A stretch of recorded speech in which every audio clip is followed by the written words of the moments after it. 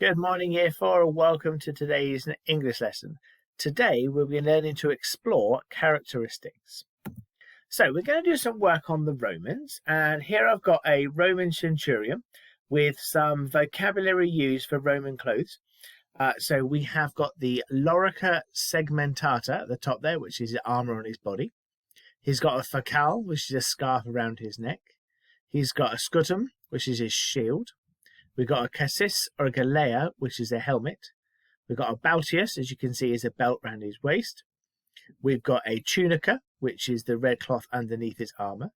We've got a baltea, which is those drangly straps to protect his unmentionables from weapons. And we've got the caligula, which is his army sandals on his feet. Now, I'm no expert on Roman vocabulary, so if you think I've said any of those incorrectly, I'm more than happy to listen to you if you think you can pronounce them properly. Have a look at the weapons on the right-hand side. We have a gladius, which is the sword that they carried. We have the pugio, which is a small dagger which they use to carry to stab people. And we have a pilum, which is a spear used to throw at the enemies. So we've got some vocabulary here used to describe our Roman character that we're going to be writing about today. It's really important we use the correct vocabulary. So rather than saying his armour today or his shield, we're going to say things like his lorica segmentata and his scutum. Okay, so moving on, we have written character descriptions in the past and we focus very much on just using adjectives and maybe some similes to describe what the character looks like. Well, today we're going to do a bit more than that. We're going to explore his characteristics. That means everything about him, not just his physical appearance, but the actions, the things that they do. And we're going to pin these around one kind of characteristic. So here's a question. If a Roman soldier was brave, how would it affect his physical appearance, so what he looks like, or his actions, how he's going to do things, what type of things would he do? So I'd like you to have a think about, if you were writing a character, a brave Roman soldier, how would you want him to look? And don't forget, he's still going to have to wear all that armour and carry the pilum and things like that. But how is his armour going to be different from someone who's not brave? And what type of thing would a brave Roman soldier do? How would his actions be different from others? If you pause the video now, I'll give you a couple of minutes to have a think about it and then carry on the video. So, I had to think about what I'd want if I was writing this character in the short story, and I would want my brave character to have perfect armour. I think if I wanted to show a brave character, I wouldn't want all armour that's got lots of scratches and dents and ripped and torn. I'd want it to be absolutely perfect. I need the character to have big rippling muscles. There's no point in having nice scrawny arms and little dingly dangly legs. You don't look particularly brave. You need big strong muscles. And I want him to have rather spectacular weapons. The weapons that he's going to be using for slaughtering the enemies are going to be big, powerful weapons to show that this character is brave. If I'm thinking about the actions that the character might do, he's going to have to be deadly in battle. If you're a brave soldier, you're going to be pretty good. You can't really be a brave soldier if you're useless in battle. You only tend to last once. The next one is, I want him to be laughing at danger. Nothing's braver than seeing something dangerous and laughing at it. Most of us, when we see something dangerous, probably start crying and running away from it. But if you're laughing at it, it shows you're quite brave. You're not worried about it. And I also want my character to be on his own. You can see these soldiers on the left here, very brave, but the guy in the middle there is not incredibly brave, is he? He's got all the people around him. If you're a brave person, you wouldn't have lots of people around. So when I think about my short story today with my character, I'm going to want to have to put in here my physical appearances, which is those three at the top, and I want him, the actions he does, to be the three down the bottom. So I've had a go at doing my writing, and I picked it in a fighting scene because I felt that would be really good for a brave character. So this is my very, very short paragraph.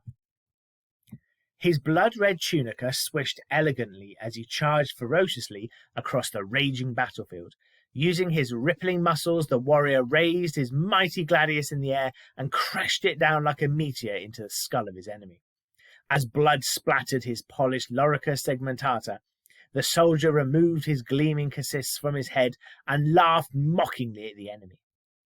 So you can see the words in red there are the vocabulary used from earlier for the Roman, and I've used a proper Roman vocabulary there to make it a bit more authentic. I've put words in there to try and make him sound like he looks brave. So we've got a blood red tunica rather than just red. We've got his rippling muscles. We have a mighty gladius, not just a gladius. We have a polished lorica segmentata. So all about him seems like he describes as quite a brave character.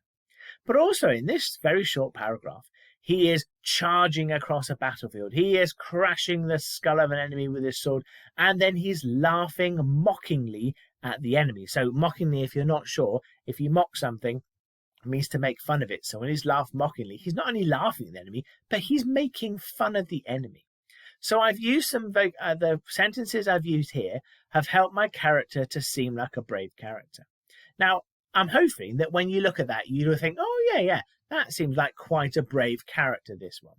I haven't used the word brave anywhere throughout. I've tried to make him brave by the way he looks and the things that he is doing.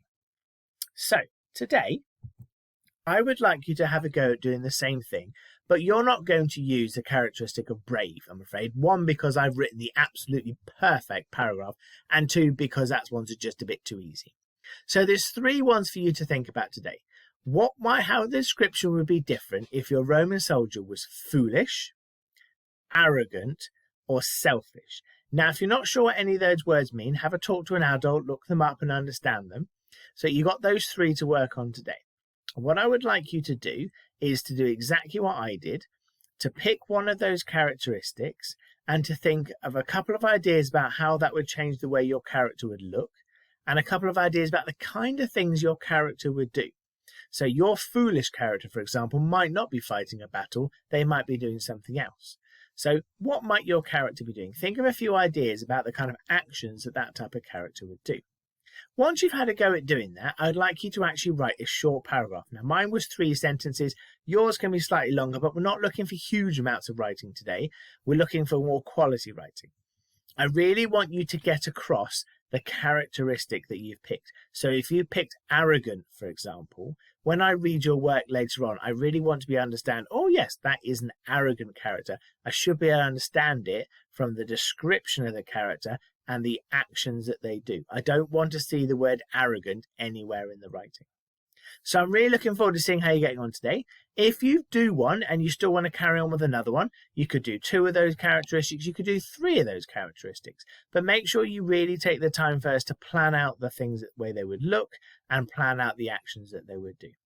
Right, well, I'm really looking forward to see how you get on with this, and I shall read your work later on.